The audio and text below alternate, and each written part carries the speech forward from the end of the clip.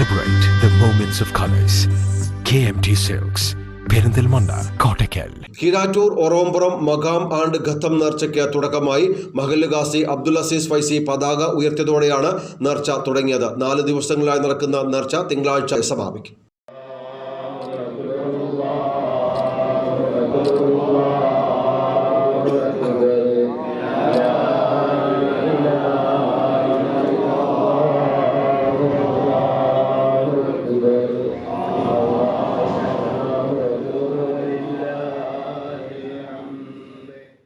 വെള്ളിയാഴ്ച രാവിലെ ഒറവുംപുറം ജുമാ മസ്ജിദിൽ നടന്ന ഖബർ സിയാറത്തോടെയാണ് അലിയുൽ ഹൈദ്രുസ് തങ്ങളുടെ ആണ്ട് ഖത്തം നേർച്ചയ്ക്ക് തുടക്കമായത്.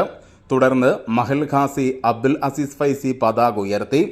മഖാമിൽ നടന്ന പ്രാർത്ഥനയ്ക്ക് നെന്മിനി മഹൽ ഖാസി യൂസഫ് ഫൈസി പുത്തനഴി നേതൃത്വം നൽകി.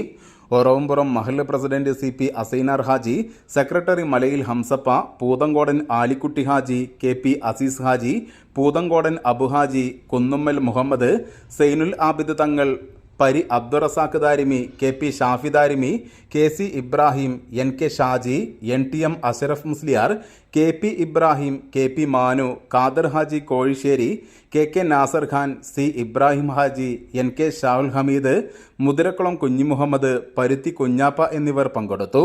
ശനി, ഞായർ, തിങ്കൾ ദിവസങ്ങളിലായി ഖത്തമുൽ ഖുർആൻ, മാസാന്ത സ്വലാത്ത്, ദിക്ർ ദുആ മജ്ലിസ്, മങ്കൂസ് മൗലീദ്, ബദർ മൗലീദ്, ഹൈദ്രൂസി മൗലീദ്, മഖാം സന്ദർശനം, കൂട്ടപ്രാർത്ഥന എന്നിവ നടക്കും.